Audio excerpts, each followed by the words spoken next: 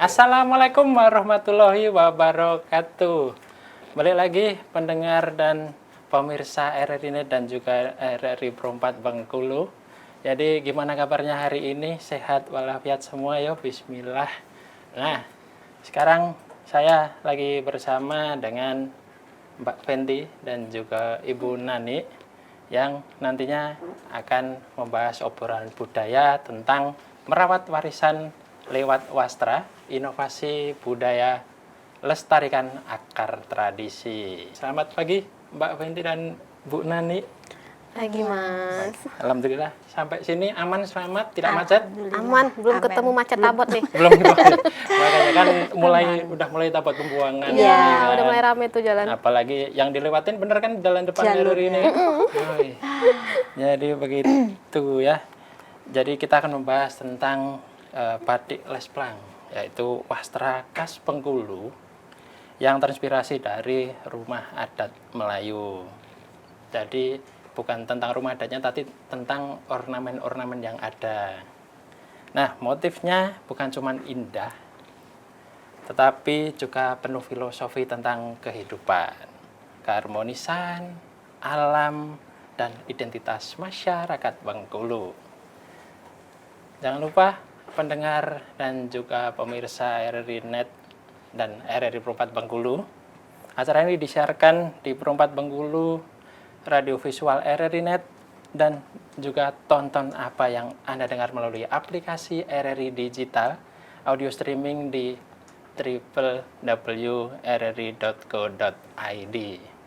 Nah, masuk untuk pertanyaan pertama mungkin Mbak Fenty dan Ibu Nani, ya kan, sebelum kita berbicara mengenai motif nih, apalagi tentang perkembangan, karena ini kan masuk ke unsur budaya. Iya.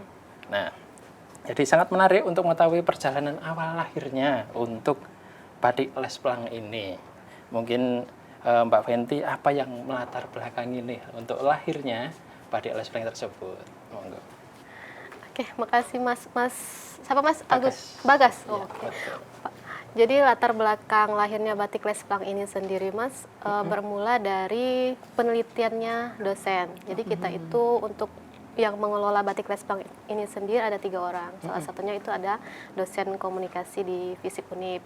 Nah, beliau meneliti tentang budaya di Bengkulu ini. Salah satunya itu yaitu rumah adat Melayu Bengkulu ini. Dari penelitian beliau yang kami juga ikut terlibat di dalamnya, itu melihat ornamen rumah adat Melayu Bengkulu itu sendiri. Jadi di rumah adat Melayu Bengkulu itu ada namanya Lesplang. Jadi di rumah adat itu di pagarnya, di bubungannya, di atapnya ataupun di dalam rumahnya itu ada berupa ornamen yang melekat di papan-papannya itu. Nah, jadi setiap ornamennya itu memiliki sejarah dan filosofinya masing-masing. Nah, dari situ kita tertarik nih mau ngangkat motif-motif itu ke dalam sebuah kain, karena untuk rumah adat Melayu Bengkulu itu sendiri kan sekarang sudah susah nih ditemukan. Betul. Mas Bagas sendiri nih kalau tahu rumah adat Melayu Bengkulu di mana aja nih di Bengkulu, kan susah nih ditemukan sekarang. Paling yang familiar itu ada di rumah Fatmawati. Ya, di sana yang kita lihat, dari sanalah kami ada ide untuk mengadaptasi ornamen yang ada di rumah adat Melayu Bengkulu itu ke dalam sebuah kain. Seperti itu. Kemudian latar belakang selanjutnya itu adanya keluh kesah dari pengrajin pembatik di Bengkulu itu sendiri. Di Bengkulu. Nanti Ibu pengrajinnya menceritakan sendiri nih. Siap. Apa keluh kesah pengrajin sekarang ini, seperti itu Mas. Seperti itu. Jadi kurang lebih nih kayak adaptasilah melanjutkan budaya, cuman kita melalui cetak dengan media lain. Karena mungkin dahulunya kita lihat dari rumah yang sekarang sudah langka, biar budaya itu juga terus lestari, kita aplikasikan ke media batik ini. Benar. Lalu bagaimana sih respon masyarakat ketika batik Lesplang mulai diperkenalkan? Lesplang Mas. Oh iya, Lesplang. Untuk pertama kali batik Lesplang ini di launching atau diinformasikan ke masyarakat itu kita lahir di tanggal 2 Oktober 2025. Baru nih umurnya, baru 8 bulan. Bertepatan dengan Hari Batik Nasional. Ya, jadi ketika ini pertama kita dulu nih yang pakai nih. ketika saya kebetulan kerja di Universitas Bengkulu, ketika dipakai di lingkungan kerja, pendapat dari teman-teman sendiri, bagus nih batiknya, katanya kan, motifnya baru ya, biasanya kan kalau ini motif batik mana gitu kan, Bengkulu gitu kan, Bengkulu ini punyanya, lah Bengkulu bukannya ini Rafflesia, kaligrafi. Nah, ini yang baru nih, inovasi baru yang kita angkat dari ornamen rumah adat Melayu Bengkulu. Oh, bagus ya gitu. Untuk respon masyarakatnya sendiri itu sangat tertarik dengan motif yang ada di batik kita. Kemudian kemarin di 2 bulan lalu kita ikut di pameran yang diadakan BI di Berkah, di standnya di BIM kan. Waktu itu lumayan banyak antusias para masyarakat pengunjung BIM untuk mampir ke stand kita untuk menanyakan tentang filosofi dari batik kita itu sendiri. Oh, dari filosofi. Nah, karena kan mungkin sudah memasuki filosofi nih, jadi mengapa sih ornamen rumah adat nih yang dipilih sebagai inspirasi utamanya dalam penciptaan batik Lesplang? Ya, pertama itu tadi, karena dasarnya itu sebuah sejarah. Betul. Sejarah, terus dari ornamennya itu sendiri dan motifnya itu sendiri cantik, Mas. Oh. Dan motif yang ada di rumah adat Melayu Bengkulu itu sendiri memiliki makna filosofinya masing-masing. Seperti motif ini, motif belitung angin. Ini biasanya ada di tiang-tiang teras rumah adat itu. Nah, ini memiliki artinya sendiri, belitung angin. Itu memiliki makna yaitu kesejukan. Jadi yang berharap di rumah itu memiliki kesejukan, dapat kesejukan isinya. Kalau dipakai di kain berarti orang-orang yang menggunakannya bisa memberikan kesejukan untuk diri sendiri dan lingkungan sekitarnya. Luar biasa. Bergeser pertanyaan untuk Ibu Nani ini. Gimana Ibu Nani ya sebagai pengrajin nih yang mungkin kan bekerja sama dengan Mbak Fenty. Jadi ketika Mbak Fenty punya konsep, lalu Ibu yang menerjemahkan nih dalam bentuk karya tuh. Nah, jadi adakah sih Bu tantangan tersendiri nih ketika mengadaptasikan mungkin ukiran rumah menjadi sebuah motif batik itu Bu? Baik, terima kasih Mas Bagas. Tantangan bagi kami pengrajin dalam mengaplikasikan motif yang ada, itu pertama kita harus bisa menyesuaikan kecocokan antara motif satu dengan motif yang lainnya. Karena batik yang kita tuangkan dalam kain itu memiliki makna, supaya makna itu berurutan, runtut dengan filosofi yang sudah diinikan dari penyedia motifnya begitu. Jadi kita tidak bisa asal-asalan karena batik itu sendiri maknanya tinggi begitu. Ya. Jadi kita sebagai pengrajin memang harus benar-benar teliti karena membatik itu sendiri adalah proses kesabaran, proses terapi. Di situ ada lemah lembut, ada kesabaran, ada juga di situ kreativitas. Jadi memang harus sinkron begitu ya antara kesemuanya. Ya. Mungkin nih Bu, karena Bu Nani ini kan sebagai pengrajin nih. Nah, mungkin awalnya gimana sih Bu? Bisa diceritakan dahulu gimana bisa terjun di dunia batik, lalu tiba-tiba menjadi pengrajin. Kan pasti kan ada skill yang harus dimiliki nih sebagai seorang pengrajin batik itu Bu. Apalagi kita ketemu dengan motif Lesplang yang sangat eksklusif ini Bu mungkin. Boleh diceritakan dulu. Pertama, karena mungkin saya darah Jawa ya, ngalir di tubuh saya ada darah Jawa. Dan batik itu sendiri itu kan asal mulanya memang dari Jawa begitu. Jadi mungkin dari darah Jawa, kemudian ada nilai-nilai budaya. Kami ingin warisan budaya ini bukan hanya sekedar dikenang, tapi kami benar ingin menjaga dan merawat serta melestarikan budaya itu sendiri. Karena batik secara dunia sudah diakui, tapi keberadaannya kalau tidak kita rawat dan tidak kita jaga itu akan musnah beriring dengan teknologi zaman sekarang. Karena banyak sekarang itu batik dengan teknik printing gitu.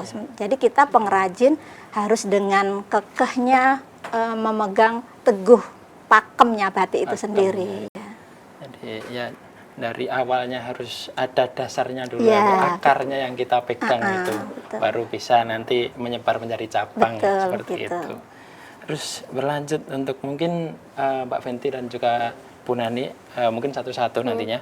Jadi kenal sih beberapa motif kan khasnya seperti pohon hayat, angin belitung, dan pakulipan. Nah mungkin dijelaskan sih filosofinya yang terkandung dalam motif-motif tersebut.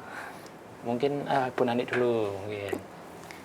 Kalau untuk filosofi mungkin yang lebih tahu banyak Mbak Fenty. Lebih banyak Mbak Ya, Fenty. karena Mbak Oke. Fenty yang mempunyai desain motif itu sendiri tersebut. gitu. Ya. Boleh langsung Mbak Fenty. Sebenarnya juga untuk filosofi saya juga nggak berani menjabarkan secara rinci dan luas karena memang bukan bidang saya kan Mas. Karena nanti kena tegur sama peneliti dan pakar budaya Bengkulu nih. Oke. Untuk itu, tapi sepengetahuan yang kita ambil, kita adaptasi dari ornamen itu ke kain sendiri.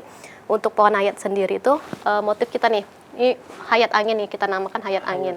Jadi ada pohon hayat dan angin. Nah, untuk pohon hayat itu sendiri, untuk filosofinya itu kan berupa kesuburan. Kesuburan, terus tentang alam semesta. Kemudian angin sendiri itu filosofinya untuk kesejukan. Jadi kemudian ada motif sulur kembang, itu motif sulur kembang yang di bawah ini. Yang di bawah ini. Ya, gabungan dari kembang 8 dan juga sulur. Sulur itu berupa garis seperti ini dan Sulur juga yang ini. ya berupa garis seperti ini itu sulur. Kemudian juga ada daun-daun yang kita kombinasi ke dalam ragam hias daunnya. Jadi selanjutnya ada pakulipan. Ini matahari. Ini motif matahari. Secara di ornamen rumah adat ini matahari. Kemudian ada motif terbaru, kita juga ada raplesia, tapi raplesianya bukan seperti bunga raplesia. Memang dari ornamen itu bunga raplesnya agak berbeda. Kalau ornamen rumah adat Melayu Bengkulu itu kan bentuknya geometri dan simetris. Geometris dan simetris. Itu tantangan kita dalam mengadaptasi ornamen itu ke kain. Tantangannya itu karena motif yang diadaptasi itu bentuknya geometri dan simetris. Jadi gimana caranya motif ini tidak kaku di badan, tidak kaku di kain. Itu tantangan yang kita hadapi. Jadi bagaimana caranya kita mengkombinasikan motif yang kita ambil dari ornamen ini menjadi fleksibel, menjadi enak dipandang dengan tambahan arsen-arsen lainnya. Oh, berarti belum di launching berarti yang Ya. Mas Rafflesia belum. ini. Masih kita masih nantikan dulu diskusikan. coming soon. Coming soon. Oke, berlanjut nih. Mungkin balik lagi ke Ibu Nani nih. Jadi saat membatik motif-motif tersebut Ibu, jadi merasakan nih adanya nilai budaya atau mungkin pesan tertentu mungkin yang ingin disampaikan ke khalayak banyak, ke masyarakat mungkin, apalagi nantinya kembali ke masyarakat kan dipakai dengan bangga seperti itu Bu, mungkin. Pertama kita menuangkan malam di atas kain itu dengan motif-motif batik Lesplang ini.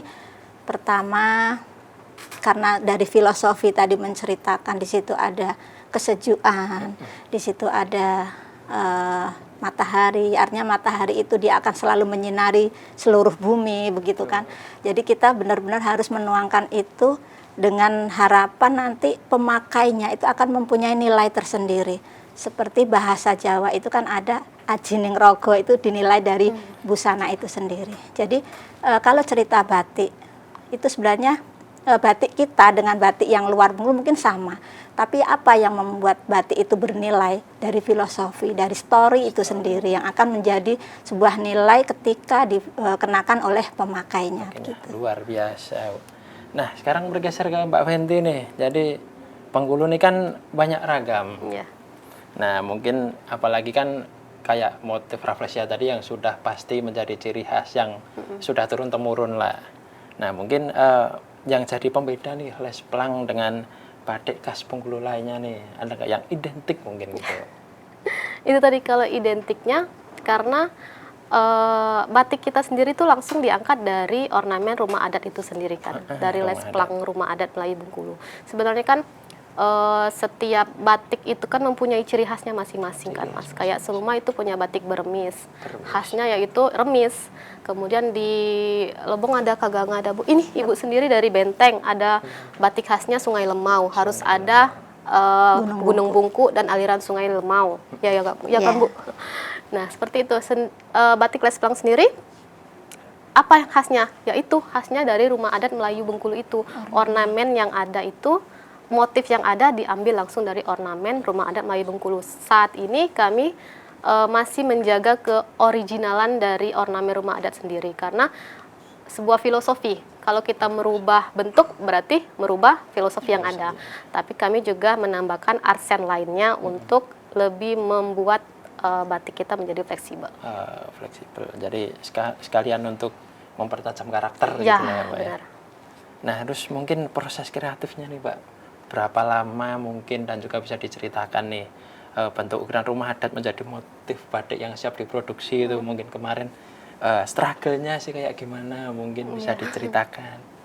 Itu tadi tantangannya itu kan karena ornamen yang ada itu di Lesplang itu kan bentuknya geometris kan, Mas. Jadi ketika dipadukan ke arsen lainnya itu kadang nggak cocok nih. Ini bagusnya apa? Kayak ornamen yang coming soon ini seperti rafflesia. Rafflesia ini kan bentuknya geometris bulat, terus ada lengkungan-lengkungan seperti daunnya. Kemudian cocoknya apa? Kayak nih kasih butiran tanah nih pinggirnya untuk melambangkan bahwa rafflesia ini adanya di tanah gitu kan. Atau ditambah seperti akar. Kenapa akar? Oh, berarti rafflesia ini tumbuhnya hidup di akar gitu. Oke, terus mungkin apa yang paling butuh ketelitian nih dalam prosesnya membuat batik motif Lesplang yang mungkin rafflesia dulu deh, karena yang coming soon kan yang kita kejar nih. Ini ke pengrajin kayaknya ya? Ya, mungkin boleh Bu Nani juga boleh mungkin. Mungkin ketelitian yang paling pentingnya sih, Bu. Pertama, kami kan produksinya banyak yang batik cap ya, Mas ya. Ada yang batik tulis tapi hanya beberapa, dan itu premium lah ya kalau yang batik tulis. Karena pertama efisien waktu, kemudian harga juga beda begitu kan. Jadi kita mengimbangi konsumen yang supaya bisa menengah ke bawah begitu. Nah, untuk batik cap itu sendiri kita butuh telitinya. Pertama, lilin atau malam yang kita panaskan itu supaya gimana sih nanti pas di kain tidak terlalu panas atau tidak terlalu dingin. Karena kalau malam itu dingin, dia tidak tembus di kain. Hanya motif yang kita inginkan tidak sesuai harapan gitu.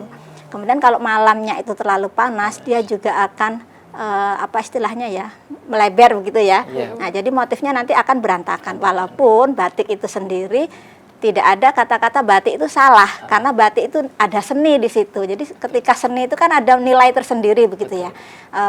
Dengan tidak ada salah dan benar, tapi kita selalu berusaha menuangkan malam yang di kain itu dengan motif yang sesuai kita inginkan. Jadi terapinya kita ya di situ, kesabaran dan teliti ketika kita menuangkan malam di atas kainnya itu sendiri supaya tercipta motif yang sesuai dengan apa yang kita inginkan gitu. Berarti memang skill sangat berpengaruh ya, Bu. Iya, betul.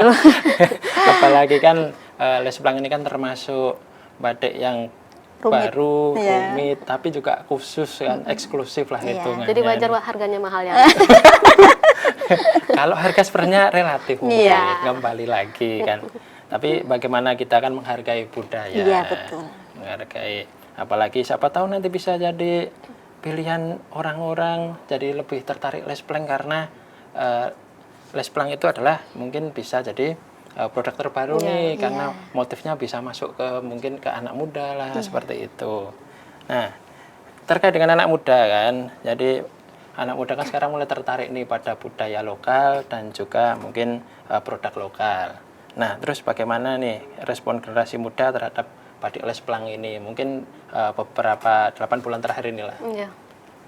Untuk saat ini, kalau pasar, maksudnya kalau kita petakan secara konsumen ya, Mas ya, yang membeli batik kita itu rata-rata memang di kalangan 25 ke atas. Berarti orang-orang yang sudah bekerja dan berada di instansi. Karena memang yang menggunakan batik saat ini adalah orang-orang pekerja untuk saat ini. Untuk Gen Z atau kalangan muda terbatas untuk penggunanya. Jadi misalkan hanya di golongan anak-anak muda seperti duta. Itu pun juga sudah berupa aturan yang dibuat oleh apa sih namanya, mereka tuh paling dinaungi itu. Kayak sudah kontraknya. Ya gitu, menggunakan budaya asli Bengkulu misalkan. Nah, untuk saat ini pemetaan konsumen kita di atas 25 ke atas. Tapi harapan kami ke depan juga tidak terlepas dari anak-anak muda, karena yang kita bawa itu bukan hanya sebuah kain, tapi sebuah cerita, sebuah akar budaya, dan ini yang ingin kita sebarluaskan, bukan hanya di Bengkulu, tapi juga di kancah nasional, bahkan internasional. Lewat mana nih yang bisa kita lakukan saat ini? Media sosial kan, media sosial itu paling cepat untuk menyebarkan informasi. Siapa pengguna sosial media yang paling banyak saat ini? Yaitu kalangan anak muda. Nah, jadi bagaimana batik Lesplang ini kami harapkan bisa masuk ke dalam kalangan muda. Jadi kami harapkan anak-anak muda juga mencintai batik, mencintai wastra, mencintai budaya asli Bengkulu. Betul. Nah, bergeser ke Bu Nani lagi nih. Bu, mungkin generasi muda juga kan, yang sekarang lagi rame nih. Ada kasih Bu mungkin generasi muda nih belajar membatik, mungkin tertarik lah, pengen terlibat dalam produksi mungkin di daerah Ibu, atau mungkin sekedar mereka ingin yang datang dari sengaja dari luar daerah pengen belajar membatik seperti itu. Alhamdulillah sejauh ini ya Mas, kami sebagai pengrajin untuk anak-anak muda tuh cukup antusias ya mereka. Karena ada dari pertukaran pemuda waktu itu yang dari beberapa provinsi, terus kegiatannya ada di Bengkulu Tengah, itu mereka juga tertarik untuk membatik bersama, dan dia sampai menjadikan shawl produknya waktu itu. Kemudian kami juga buka kelas belajar untuk anak sekolah, juga kami kenalkan, untuk organisasi-organisasi anak muda juga sering ke sana, seperti Genbi juga mereka belajar membatik ke sana. Saya tanya, nah, apa yang membuat kalian pengen membatik? Mereka bercerita, mereka berharap sama seperti kami. Mereka juga ingin melestarikan dan menjaga warisan budaya itu sendiri. Artinya yang sudah kami rencanakan, yang kami inginkan juga sudah nyambung dengan kalangan anak muda begitu. Kemudian sekolah-sekolah juga banyak yang sudah berkunjung dan ingin belajar, walaupun dia hanya sebatas sapu tangan, tapi mereka dari situ mereka sudah ada bibitnya, sudah ada niat mereka untuk mengetahui sejauh mana sih batik, tentang batik atau prosesnya, mereka sudah mulai begitu. Jadi untuk anak muda sudah mulai ingin tahu begitu. Banggalah bagi kami pengrajin ya ketika ada anak muda yang pengen tahu cara membatik seperti apa, terus di situ mereka bisa ada pengalaman baru. Oh, ternyata membatik itu butuh telaten, butuh waktu yang nggak bisa tergesa-gesa begitu. Itu kan saya mengajarkan dengan mereka yang belajar di sana bahwa batik itu bukan hanya kain yang kita ciptakan, tapi dengan harapan itulah perjalanan hidup. Perjalanan hidup itu ada cerita dengan mencantingnya, itu penuh dengan keikhlasan, kesabaran, kemudian warna hidup itu kan harus ada warna. Nah, jadi setelah dicanting ada pewarnaan, itu kita simbolkan bahwa itu warna dalam kehidupan begitu. Kemudian nanti ada penguncian warna. Nah, ibaratnya kita hidup tuh harus ada target, harus ada keinginan yang tercapai begitu. Jadi selalu kita ceritakan dengan mereka supaya mereka nggak hanya buat kain sudah selesai gitu, enggak. Jadi kita pengennya mereka membatik tapi ada nilai tersendiri bagi mereka gitu. Jadi mereka ini memahami langkah ini sambil diceritain Ya, gitu ya, Bu, betul. ya. Jadi kenapa harus pakai canting, kenapa harus tangannya harus pas posisinya seperti itu ya, Bu ya. Iya, betul. Sempat kewalahan nggak, Bu, seperti itu Ibu? Mungkin karena saking mungkin ada ramenya nih yang pengen berkunjung, sempat kewalahan, atau mungkin karena keterbatasan dari manpower-nya Ibu mungkin, Bu. Sempat Mas, karena waktu itu kami ada dari sekolah SMP itu 100 anak Mas, 100 anak dalam satu sesi. Nah, waktu itu mau kami bagi dua, mereka nggak bisa, jadi satu sesi dengan jumlah anak 100. Jadi kami kan pengrajin kami kan banyak tuh, jadi pengrajin kami mempertanggungjawabkan berapa orang. Cuman kalau untuk anak SMP, SMA kami masih mending Mas, masih agak mudah lah ya. Yang kami agak susah itu kalau anak-anak SD atau anak-anak TK itu kan pertama itu bahaya, panas. Jadi kalau anak-anak TK kami melibatkan wali muridnya. Jadi wali muridnya ikut misalnya, jadi mama mia begitu ya. Jadi supaya ibunya juga ikut tahu apa itu batik dan anaknya pun terawasi gitu. Tapi kalau untuk anak-anak SMP, SMA, kami sudah bisa dengan tim-tim kami saja gitu. Berarti kalau misal anak SD itu mereka juga sudah praktek langsung di sana, Bu? Mereka praktek langsung. Kadang kan mereka minta kami sudah menyiapkan gambarnya. Jadi mereka ke sana tinggal proses pencantingannya. Ada yang memang mau waktu seharian, dia mau dari menggambar, dia ingin menginspirasi sendiri begitu ya. Dia punya motif yang digambarkan sendiri. Tapi nanti kalau dia menggambar sendiri itu tidak cukup 1 hari, paling besok keringnya itu besok. Jadi kami kirimkan saja. Jadi mereka cukup mencanting, mewarna, terus dalam waktu 2-3 jam direbus, besoknya kan belum kering, atau dia bawa tuh masih agak lembab gitu, tapi sudah terlihat hasilnya gitu Mas mereka tuh. Luar biasa sekali ya. Walaupun kewalahan tapi tetap profesionalitas nomor 1 ya. Oke, nah jadi untuk pendengar dan pemirsa,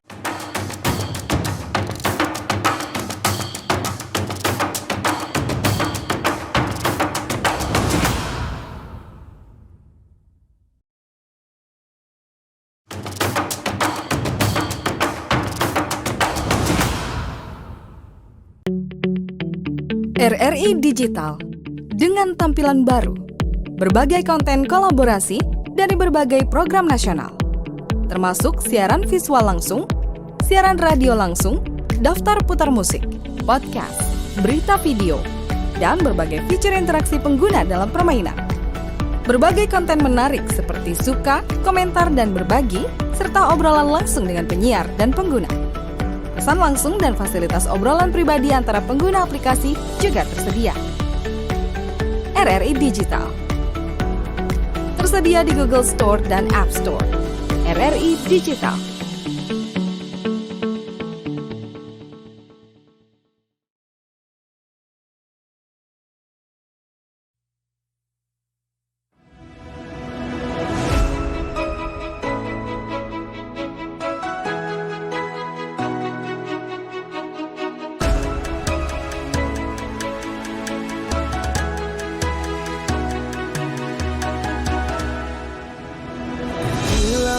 Di samudra terbentang khatulistiwa, di situ ku ada bersamamu saudara.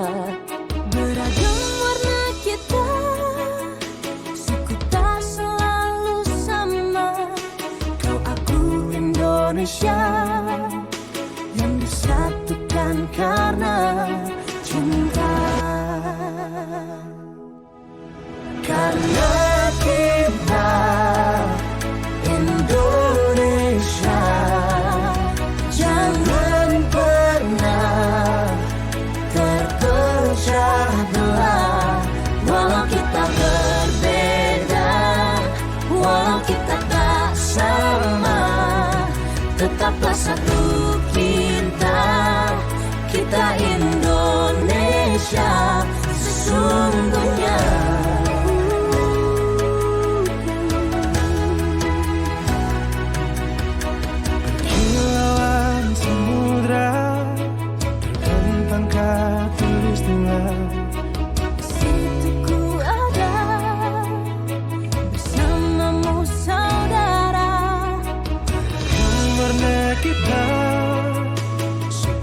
Selalu bersama.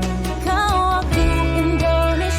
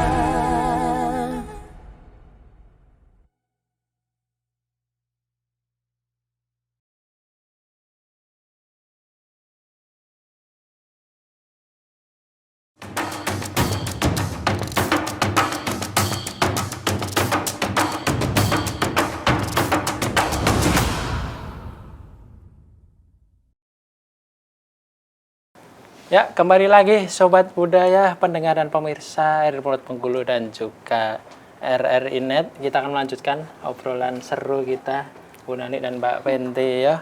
Dan jangan lupa untuk pendengar dan pemirsa, acara ini disiarkan di Pro 4 RRI Bengkulu, radio visual RRI Net, dan juga tonton apa yang Anda dengar melalui aplikasi RRI Digital Audio Streaming di www.rri.co.id.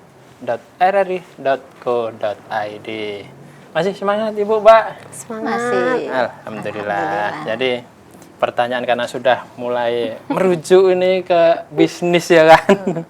Nah, mungkin ke Mbak Fenty dulu nih. Harapannya nih ke depan agar Batik Lesplang nih semakin dikenal luas dan menjadi ikon budaya nih. Strateginya apa tuh? Ya. Kalau untuk strategi pasti itu berhubungan dengan pemasaran ya Mas. Untuk sementara ini kan kita juga belum punya toko nih. Untuk jualannya sendiri kita melalui sosial media. Sosial media. Kita udah ada IG, ada TikTok, ada website juga. Setiap pembelian itu kita kasih barcode. Barcode-nya bang, kayak gini nih. Numpangnya Mas. Nih barcode scan-nya. Jadi di sini nanti langsung masuk ke websitenya, websitenya BLP. Jadi untuk teman-teman yang mau tahu banyak tentang BLP, latar belakangnya, tentang motifnya, itu bisa masuk ke websitenya. Dari situ kita melakukan pemasaran dan juga dari lingkungan sekitar dulu Mas, dari masyarakat tempat tinggal, dari lingkungan kerja, dari situ kita bisa mengenalkan batik itu sendiri. Luar biasa. Dari lingkungan sekitar dulu ya, paling kecil dulu lah. Mungkin berganti ke Ibu Nani mungkin Bu. Harapan nih terhadap keberlangsungan tradisi membatiknya di Bengkulu nih Bu. Mungkin harapannya tuh. Pertama harapan kami dengan batik ini karena merupakan warisan budaya. Jadi yang kita jaga bukan cuma warisan harta benda ya, tapi warisan budaya ini lebih kuat untuk kita menjaganya. Dan bentuk kita menjaga itu ya melestarikan. Kita gaungkan terus, kita laksanakan terus dengan harapan warisan ini akan terus berjalan dan ada nilai untuk menjaganya itu sendiri. Karena lambat laun kalau tidak kita jaga, tidak kita kenalkan dengan generasi berikutnya juga akan punah nantinya kan. Dan kita ada kesalahan tersendiri ketika kita tidak menjaga apa yang sudah menjadi warisan budaya kita sendiri. Karena segala sesuatu itu butuh tangan-tangan kreatif, butuh tangan-tangan dingin yang menyentuh budaya itu sendiri. Jadi tidak hanya kita gembar-gembor tentang budaya, tapi kita buktikan, kita laksanakan, kita ini kan dengan gerak kita masing-masing ya, ada aksinya begitu ya. Nah, di situ nanti dengan anak-anak itulah kita kenalkan bahwa batik itu seperti ini dan nilainya seperti ini. Jadi kita tidak pernah bosan Mas mengenalkan bahwa batik itu bukan sekedar kain, tapi ada nilai tersendiri di sana, ada nilai budaya, ada nilai keagungan di sana. Makanya kalau kita di Jawa itu kan ada motif-motif yang seperti digunakan hanya untuk kalangan raja-raja begitu kan. Nah, kita walaupun kita di Bengkulu ini tidak mengalirnya ke raja, tapi minimal kita ada batik-batik yang bisa digunakan itu untuk seorang pimpinan. Jadi kita harapannya kan begitu ya. Jadi kita benar-benar menapakkan batik itu ada kelas-kelasnya begitu, supaya ada nilai tersendiri. Karena ketika batik dikenakan dengan seseorang dan itu batik asli yang dicanting ataupun menggunakan cap, itu akan ada nilainya. Seperti sesuai pepatah itu tadi.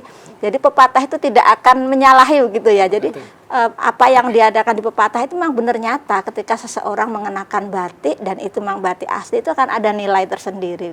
Jadi itu kami tidak pernah bosan untuk mengenalkan dan menjaga warisan budaya itu sendiri. Luar biasa. Berarti mungkin Batik Lesplang ini nantinya kalau ketulis itu apakah juga ada inovasinya nanti atau mungkin bakal berlanjut seperti ada sudah berbentuk pakaian seperti yang kita pakai mungkin Fenty mungkin? Ya, untuk awal mulanya kan yang kita buat itu berupa shawl. Oh, siap. Untuk produk pertama itu kita sebenarnya shawl, karena untuk misalkan untuk tamu-tamu di instansi-instansi atau tamu-tamu negara itu kan biasanya pakai pengalungan shawl itu kan. Nah, terus berkembang ke kain karena permintaan pasar itu, Mbak, kita mau buat baju nih, bau kainnya ada nggak? Ada, kita buatkan. Terus kesini, semakin kesini, Mbak susah mau kain mah, mau jahit lagi, mau cari tukang jahit lagi, bisa nggak? Ada yang siap pakai? Oke, nih dikembangin terus nih berjalannya waktu. Oke, untuk ready to wear kita sekarang sudah ada vest, sudah ada obi belt, sama kalau baju itu kita masih custom karena kan untuk baju itu agak susah karena LD mainnya kan. Oh, LD. Iya. Kalau untuk ini upaya kita, boleh ditunjukin nggak Boleh, sih vestnya? silakan. Untuk karena tadi mau masuk ke kalangan muda kan, kita buatkan vest. Ini yang aku pakai juga vest nih, Vest. yang aku pakai karena untuk anak muda kan lebih ke fashionable kan. Jadi untuk acara-acara formal bisa kayak baju Ibu Nani pakai. Tapi kalau untuk anak-anak muda nih mau ke kampus bisa pakai vest atau bisa pakai belt kan. Ya itu cara kita untuk masuk ke anak muda ini tadi. Berarti mungkin tinggal dibudayakan. Kalau mungkin kayak orang-orang korporasi kan mungkin ada hari Jumat khusus Iya, berbatik. Mungkin betul. berarti ke anak muda mungkin kita harus galakkan nih. Ini agak Misal- senggol ini wali kota sama gubernur nih. Kalau nih batik lesplang nih. Ya, siapa tahu kan bisa masuk. Iya. Kan lumayan, berarti kan sekalian untuk pengenalan Iya. motif baru, melanjutkan budaya dan tradisi. Nah, berlanjut nih mungkin Mbak Fenty lagi nih, target yang ingin dicapai 5 tahun ke depan nih. Wah, ya. Kalau bicara target yang pasti itu pertama karena latar belakang kita itu untuk budaya kita dikenal oleh mancanegara, karena kalau setiap keluar itu Bengkulu tuh di mana sih Mbak gitu kan. Bengkulu tuh di mana sih Mbak katanya. Nah, jadi lewat wastra kita ini kita ingin Bengkulu itu dikenal oleh nasional, terus batik kita juga bersaing di mancanegara. Kalau di Bengkulu, kalau event-event di luar itu kain bersurai udah di mana-mana kan. Apalagi nih selain bersurai yang kita butuhkan inovasi barunya, ini kita punya batik lesplang. Apa itu batik lesplang? Sebuah akar budaya, adat, budaya lokal. Ini diangkat langsung dari ornamen rumah adat Melayu Bengkulu. Ini yang harus kita bawa ke kancah nasional. Kemudian harapan kedepannya bukan hanya kalangan bapak-bapak, ibu-ibu aja yang pakai nih batik ini, tapi juga anak-anak muda ikut melestarikan batik ini sendiri, ikut menggiatkan, menginformasikan batik yang ada di Bengkulu. Kemudian apalagi rencananya yaitu target kita pengrajin-pengrajin lokal, karena kita nih awalnya memang sebuah pemberdayaan ya Mas. Pemberdayaan batik lesplang ini sendiri ada karena ingin membantu para pengrajin lokal kita dengan keresahan mereka yang bersaing dengan batik-batik printing saat ini. Batik-batik printing sudah masuk ke kota Bengkulu itu kan sangat masif ya. Mas, berarti Jadi- lumayan terganggu berarti Iya. dengan keberadaan batik printing nih.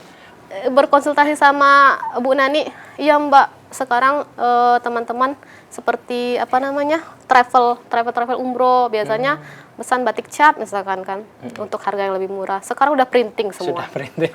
Aduh, gimana nih kayaknya kan kalau kita nggak bantu ya bakal mati nih. Betul. Batik kita, wastra kita bakal mati gitu kan. Ya udah kita coba ya Mbak, kita berinovasi baru, kita coba bukan hanya menjual kain tapi menjual sebuah cerita, storytelling. Luar biasa. Jadi itu dia, semoga kedepannya batik lesplang ini bisa menjadi ladang ekonomi lah, bisa membantu meningkatkan ekonomi para pengrajin lokal Bengkulu. Luar biasa sekali. Nah, mungkin karena tadi kan sudah nih ada tantangan nih yang paling gede dari batik printing yang sudah mulai merambah. Nah, mungkin rencana memperluas promosi nih ke tingkat nasional atau internasional itu apakah ada Pak? Atau mungkin rencananya kayak mungkin kemarin ada ketika di sini batik karnaval, nah mungkin gitu. Apakah akan menyasar ke situ juga mungkin? Ya, alhamdulillah batik lesplang juga sudah jadi ini ya Mas binaan BI. Jadi mudah-mudahan dalam rangkulan BI ini batik lesplang juga bisa mengembangkan sayapnya, ya mengembangkan sayap atau ke kancah nasional dengan Menambah capaian. ya lebih meluaskan lagi produktivitasnya. Sebelumnya ada acara berkah juga kita buka stand di sana. Alhamdulillah masyarakat juga banyak sudah mengenal batik lesplang itu sendiri. Dan sebentar lagi apa itu kegiatan KKI ya Bu? Ya. KKI Dan mudah-mudahan batik Lesplang itu lebih dikenal di masyarakat luas. Kemudian kemarin di regional ada di Palembang, batik Lesplang juga diikut sertakan untuk mengisi stand di Palembang, kegiatan festival BI juga. Begitu. Mungkin geser ke Ibu Nani, mungkin Bu. Ada nggak sih Bu mungkin angan-angan Ibu sebagai pengrajin nih ketika di Bengkulu ini membuka kelas khusus untuk belajar membatik ini Bu, mungkin apalagi batik tulis nih kan yang paling sulit tuh. Tapi mungkin lebih banyak peminatnya seperti itu Bu. Karena mungkin ketika dulu Bagas ngelihat di kampung halaman tuh Bu kan sampai sekarang sudah mulai nih anak muda nih mereka seperti membuat event organizer, datang ke kota misal ke coffee shop membuka kelas membatik seperti itu Bu. Ada tidak? Kalau harapan kami pasti ada ya Mas, karena kita mengenalkan itu kan harus lewat mana saja begitu ya. Ketika dengan anak muda mungkin ya seperti yang Mas sampaikan tadi, mungkin kita sambil ngopi, sambil ada kegiatan mencanting bersama begitu kan, karena batik itu ya dicanting bukan diprinting. Jadi slogan kami selalu begitu Mas, selalu kami sampaikan bahwa batik itu dicanting bukan diprinting gitu. Jadi kita menyesuaikan kelas-kelas belajarnya gitu. Harapan kita juga nanti ada kelas di provinsi mungkin dengan bekerja sama dengan Mbak Fenty mungkin nanti kita buka kelas di mana atau di tempat wisata supaya sambil berwisata tapi sambil ada nilai budaya di sana gitu. Luar biasa. Nah mungkin ini buat Bu Nani juga Mbak Fenty juga nih mungkin satu-satu dulu lah. Mungkin bentuk dukungan yang paling dibutuhkan untuk mengembangkan batik Lesplang kalau untuk Mbak Fenty ini. Ya, dukungan dari segala lini ya Mas, dari masyarakat itu sendiri yang kami harap mulai sadar akan mencintai budaya, akan melestarikan budaya. Terus kalau dari pengrajin kami juga berharap pengrajin tetap menghidupkan batik. Tetap konsisten bahwa batik itu adalah teknik menghias dengan lilin. Karena kalau printing berarti bukan batik, tapi motif. Motif. Kemudian kami juga berharap dari pemerintah daerah juga yang ikut membantu para pengrajin dan juga UMKM wastra ini untuk mengembangkan usahanya. Entah itu dari regulasinya sendiri, aturan, bisa misalkan kata Mas tadi, setiap hari Jumat wajib nih seluruh ASN di Bengkulu menggunakan batik. Asli Bengkulu misalkan. Betul. Kan terserah itu entah batik Besurek, entah itu batik Lesplang, entah itu batik Sungai Lemau. Kemudian dari teman-teman UMKM sendiri juga harus tetap berdiri, tetap memberikan inovasi, tetap memberikan edukasi juga kepada masyarakat maupun konsumennya. Tetap cintai budaya lokal. Iya, benar. Kalau untuk Bu Nani ini gimana Bu Nani? Dukungan yang mungkin pengennya Ibu ini nanti ke depannya kayak gimana, atau mungkin bisa ke pemerintah, mungkin pemerintah pengen apa, atau mungkin pengen ayo tolong berikanlah kami kekuatan nih biar kita semakin kuat, anggapannya contoh bahan baku seperti itu. Ya, tuh. Dukungan itu pasti perlu ya Mas, karena kita pengrajin ini nggak ada apa-apanya ketika tanpa dukungan dari berbagai kalangan gitu. Pertama seperti yang disampaikan Mbak Fenty tadi, masyarakat sekitar itu karena masyarakat sekitar itu akan juga mempromosikan kita ketika keluar, karena di tempat kami ada batik loh gitu karena. Kemudian pemerintah tuh lebih kuat ya ininya dukungannya, karena dengan pemerintah memberikan suatu keputusan itu akan menjadikan patokan ke bawahnya gitu. Jadi kalau pemerintahnya sudah ketok palu, otomatis kan yang di bawah pasti ngikut gitu.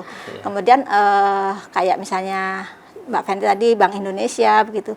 Nah, Bank Indonesia tuh akan memberikan dukungan penuh ketika memang pengrajin dan pemilik batik itu sendiri konsisten gitu. Nah, seperti alat misalnya kan. Nah, alat-alat yang dibutuhkan itu pasti akan dipenuhi ketika kita juga benar-benar berproduksi dengan baik sesuai dengan aturan yang ada begitu.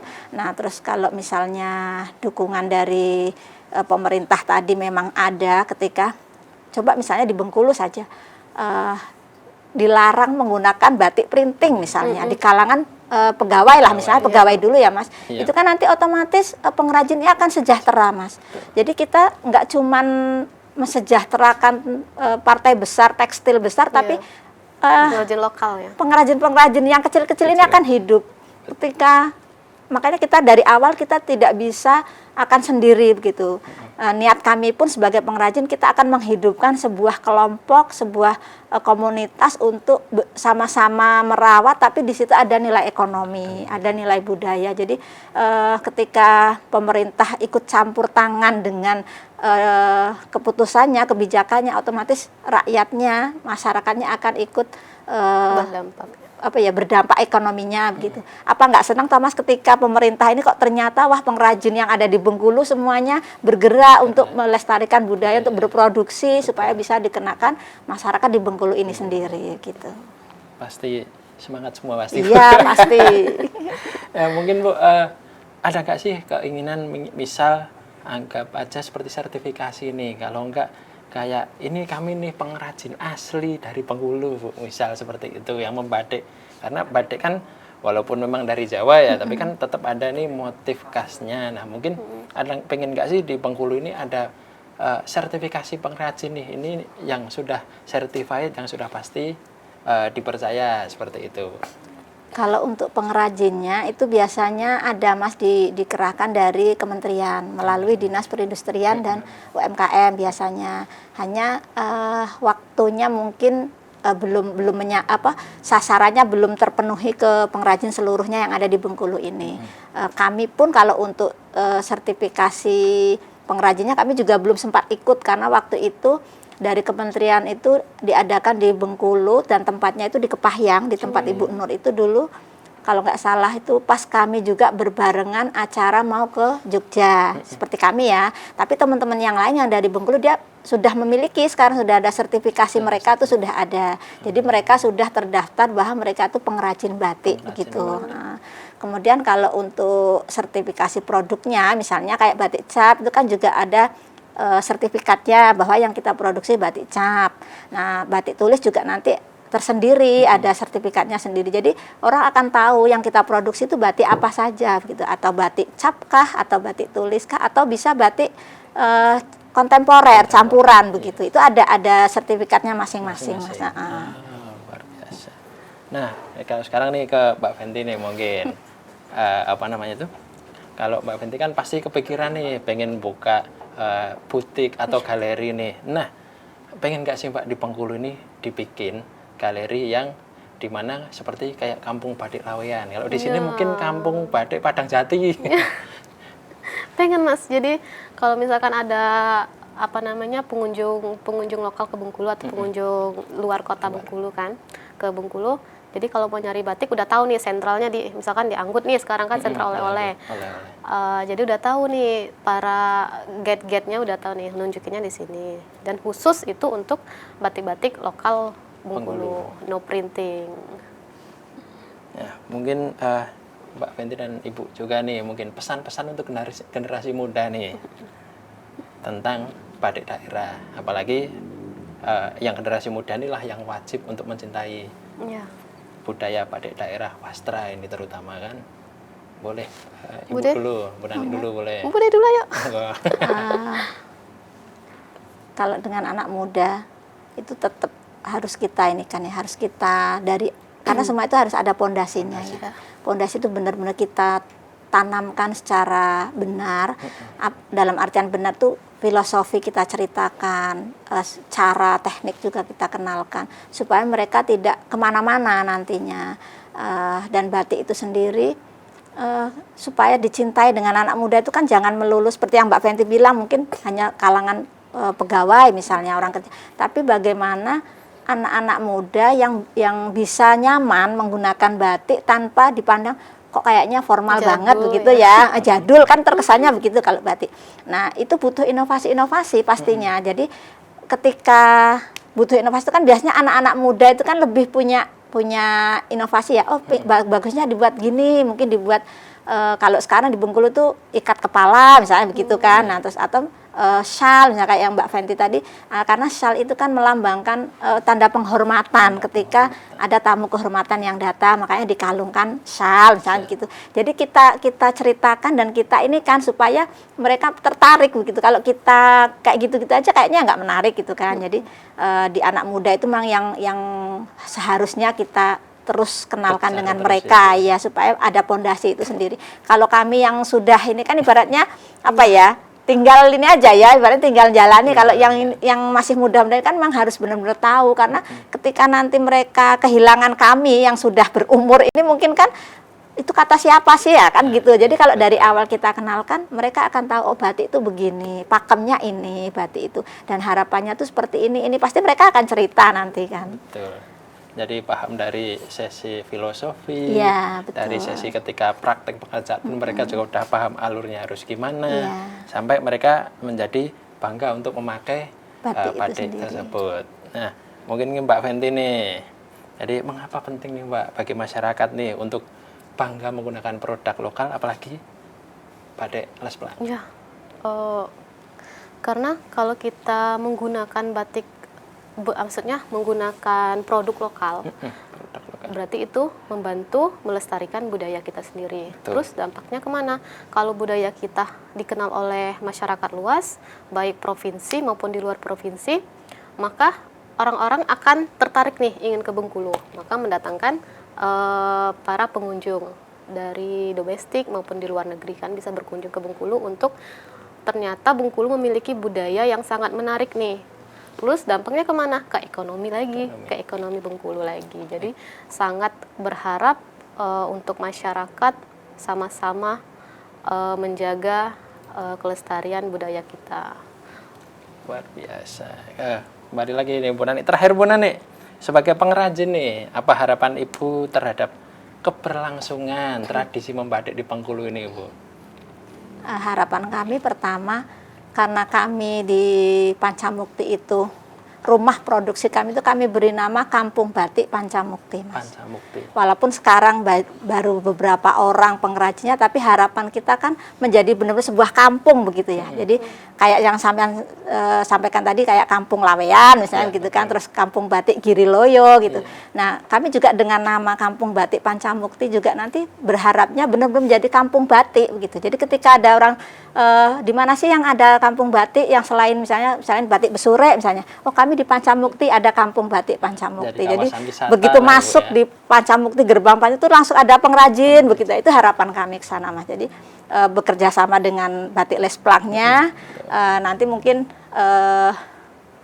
galeri atau apa tuh akan ada di Pancamukti itu sendiri. Jadi bermacam-macam toko galeri batik ada di Kampung Batik Pancamukti begitu, Mas. Amin. Amin. Mungkin untuk Mbak Fenty, boleh closing statement? Iya. Mungkin boleh disampaikan ke pendengar, pemirsa, gimana nih harapannya? Atau mungkin juga sekalian promosi yang sudah ready to wear, Boleh. ditampilkan dengan harganya, boleh silahkan. Monggo. Iya, buat masyarakat Bengkulu, kami berharap batik Lesplang ini memberikan warna baru di wastra Bengkulu, dan kami berharap batik Lesplang ini dapat memberikan kebanggaan sendiri kepada Bengkulu nih. Kami berharap masyarakat dengan bangga menggunakan batik yang ada di Bengkulu, dan kami juga berharap batik Lesplang ini dapat membantu perekonomian dari pengrajin lokal Bengkulu itu sendiri. Dan kami juga sangat berharap kepada anak-anak muda generasi Z untuk dapat menginformasikan, menyebarluaskan tentang budaya kita, tentang budaya Bengkulu, melestarikan budaya kita, baik itu melalui batik Lesplang sendiri, baik itu dari edukasi membatiknya itu sendiri. Jadi sehingga Bengkulu ini lebih dikenal lagi di kancah nasional maupun internasional nantinya. Buat teman-teman nih, buat pemirsa yang mau membeli batik Lesplang, itu bisa hubungi kita di sosial media kita, itu di IG Batik Lesplang, kemudian di TikTok juga ada Batik Lesplang, kemudian di web kita itu www.lesplang.com. Untuk yang ready itu ada di kain, di shawl, di vest, obi belt, dan juga kita bisa custom. Siap, luar biasa. Nah, jadi itu tadi Sobat Budaya, obrolannya sangat luar biasa, sangat inspiratif. Kita belajar dari filosofi, dari caranya membatik, sampai kita untuk pengenalan kepada semua khalayak yang ada di Bengkulu ini tentang batik Lesplang ataupun batik yang ada di Bengkulu. Jadi dari batik Lesplang ini kita belajar ya, bahwa wastra bukan sekedar kain, tapi warisan yang menyimpan filosofi dan identitas. Dengan tema merawat warisan lewat wastra, inovasi budaya lestarikan akar tradisi, kita diajak untuk terus menjaga akar budaya sambil berinovasi agar tetap relevan bagi generasi muda. Jadi terima kasih buat Mbak Fenty, Ibu Nani sudah hadir, sudah banyak sekali memberikan ide, masukan, mungkin juga nanti sebagai pendengar dan pemirsa mungkin siapa tuh tertarik bekerja sama, pengen beli pakai juga siapa tahu. Kita doakan juga biar segera terwujud untuk kampung batiknya. Ya kan? Pasti luar biasa keren pasti karena kan juga terkenal batik kan di Bengkulu itu. Jadi sekali lagi terima kasih untuk Mbak Fenty sebagai owner Batik Lesplang dan Ibu Nani sebagai pengrajinnya. Jadi sampai jumpa untuk di obrolan budaya berikutnya. Salam cantik. Salam cantik. Salam Lesplang. Salam cantik.